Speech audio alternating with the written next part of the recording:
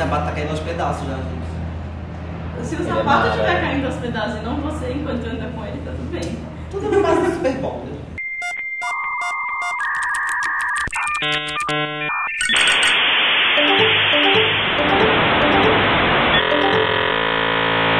Oi, gente, bem-vindo a mais um Pandora e o Me entra na sala. Eu tô aqui com Cissa, Chupo Grego, Chupo Burgos e Magô, do canal Voz Trans. E elas produzem um sex box aqui em São Paulo e hoje a gente vai conversar um pouquinho mais sobre isso. Gente, há quanto tempo existe o sex box e como surgiu a ideia do projeto? Então, o projeto Sex Box é um projeto que foi idealizado pelo Pri Bertucci. O Pri mora já há 6 anos, né, Cissa? Na Califórnia, na Bay Area, em contato com a cena queer de lá.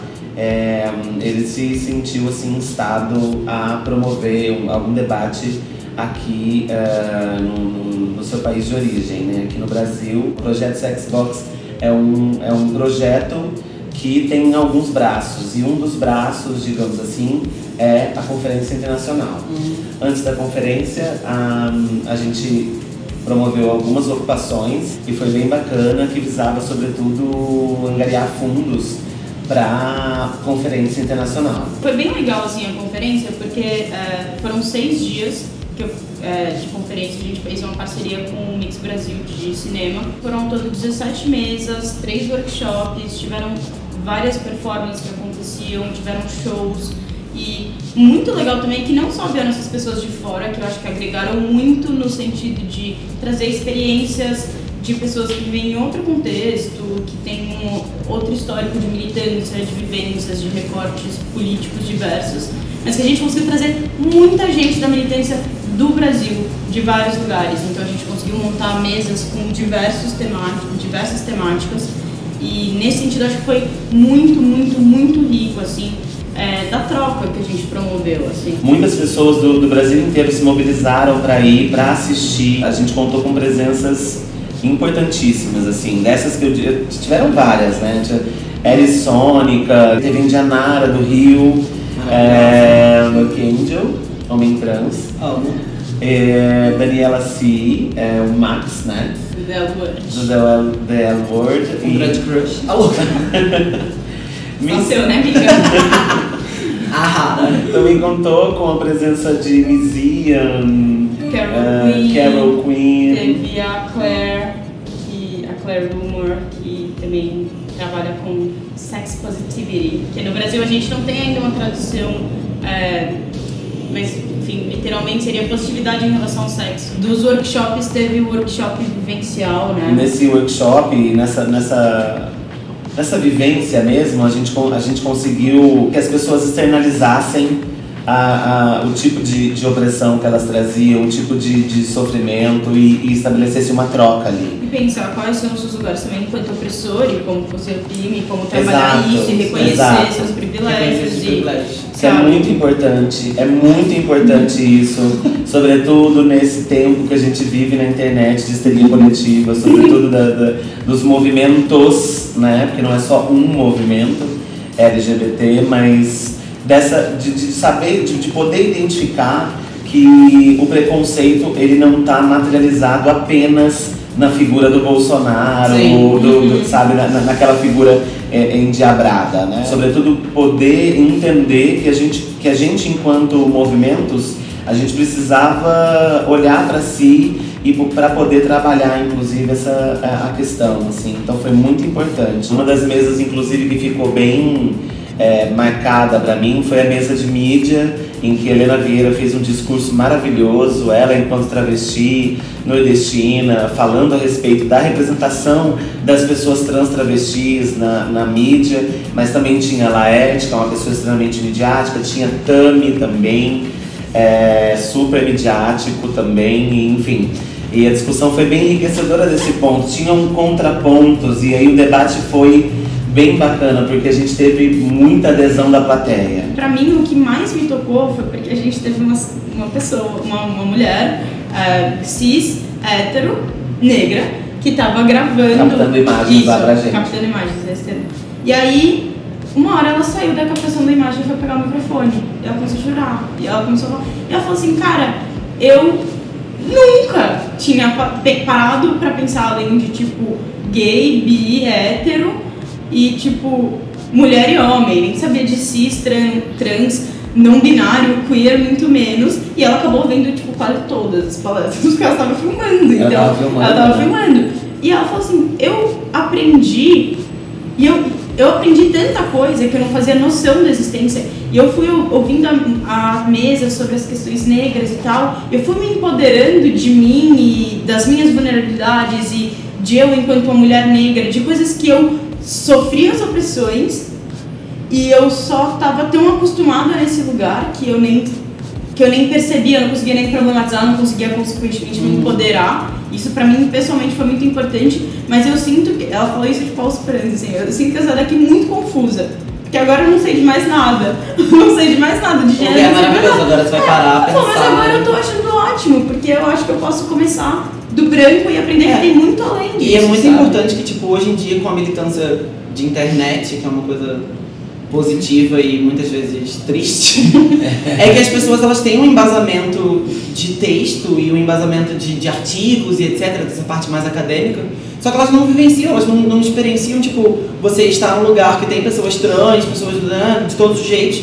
que falem da sua própria vivência, entendeu? Então é tipo, eu vou falar sobre a militância das mulheres trans, mas você nunca entrou em contato com nenhuma, entendeu? Então, tipo, vai lá, ouve.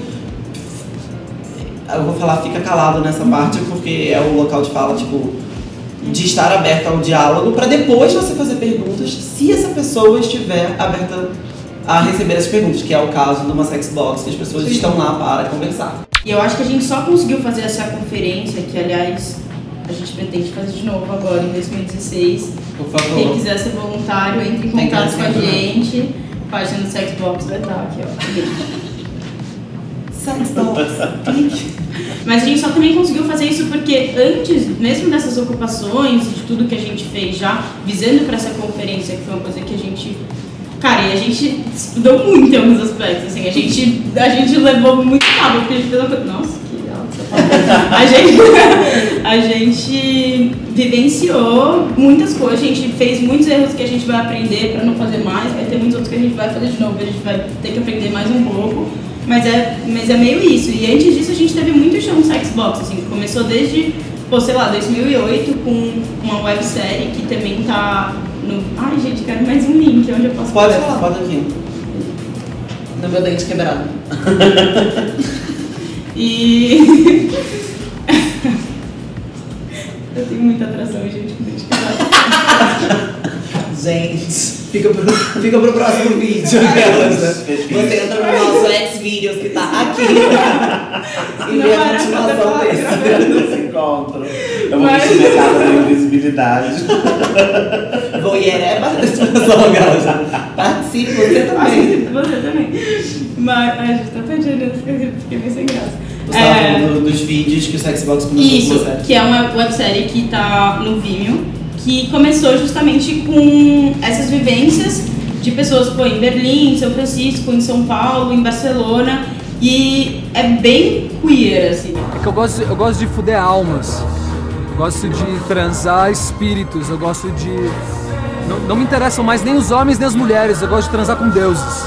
Foi aí meio que começou o Sex Box, esse foi o primeiro bracinho do Sex Box, a gente inclusive depois, a gente ainda vem gravando alguns outros vídeos, a gente mudou talvez um pouco a forma, porque isso foi uma websérie com alguns episódios e agora a gente está gravando alguns perfis, por exemplo, com alguns ativistas brasileiros que vão falar sobre os seus trabalhos, sua militância, suas vivências. Mas eu sou uma pessoa que tem um visual, digamos assim, bem excêntrico. E eu não me privo de usar nada que eu quero, de fazer nada que eu quero. Eu sou eu 24 horas por dia, assim, não me moldo. E eu acho que isso é importante para as outras pessoas perceberem que existe alguém que não é igual a elas e que elas devem aceitar isso. E assim, fazendo isso comigo, farão com outros também. Pausa da nicotina! Fumar faz mal à saúde.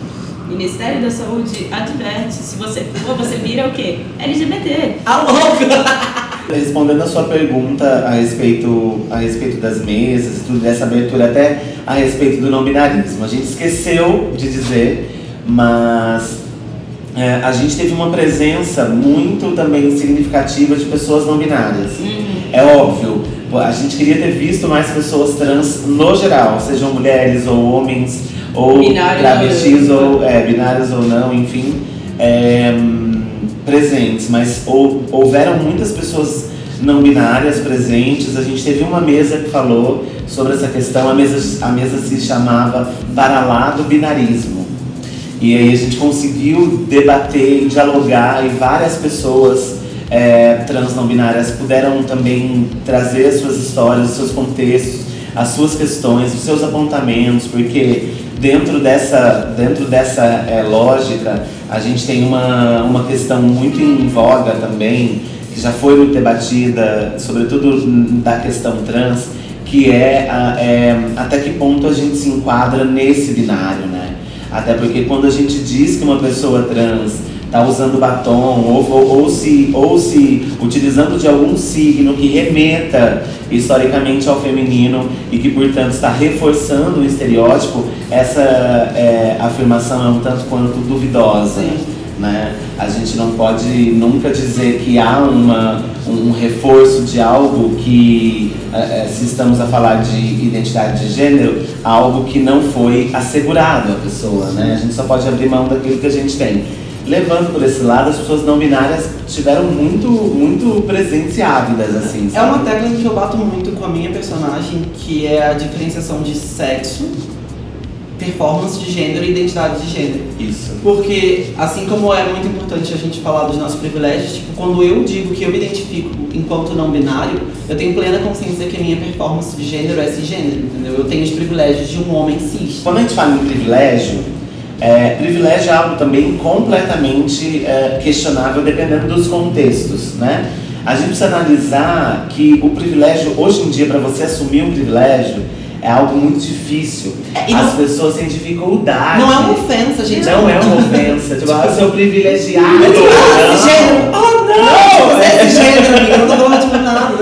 Branco, gosta mais de cisgênero. Citando Cara, você não quer que eu chame de viadinho cisgênero? Vou te chamar porque é o que você é. Exato, não é uma ofensa, não é um problema você reconhecer seu privilégio. Inclusive, é necessário, saudável. Super saudável, super. Cara, sério, você tem privilégio, não só reconheça, mas, tipo, em alguns graus, agradeça. Tipo, eu sofro as opressões de ser lida enquanto mulher, mas eu tenho o privilégio de ser branca, de ter acesso à saúde, de ter uma coisa muito saúde, educação. É muito mais estrutural do que, tipo, uma cruz que você carrega, entendeu? Você caiu de nascer, enfim, com esses privilégios tais, que você pode tanto desconstruir, nunca deixando ele de lado, dizendo que você não tem, tipo, desconstruir e entender que você tem eles. Desconstruir já prescinde você assumir. E respeitar o lugar das outras pessoas que têm uma opressão que você não sofre e ficar aberto a ouvir essas pessoas, entendeu? E é isso, gente. Foi um prazer. Se você tiver alguma dúvida sobre qualquer termo que a gente falou por aqui, comenta. A gente vai falar. A Madu tem o canal dela, Voz Trans. Vocês também podem fazer as perguntas por lá. Elas produzem essa Xbox, se você se interessar. Vamos colocar os links aqui. E é isso, gente. Beijos, até a próxima. Esse foi mais um. Pandora e Me. Entra na sala. Não sei entrar. Me bota entra. Não tô conseguindo. Me bota dentro. Vamos te ensinar. Eu vou fazer o tutorial de como entrar na minha sala. Eu já entrei e deixei a porta aberta, Cissa. Ai, amiga, quando que essa porta teve fechada? Vamos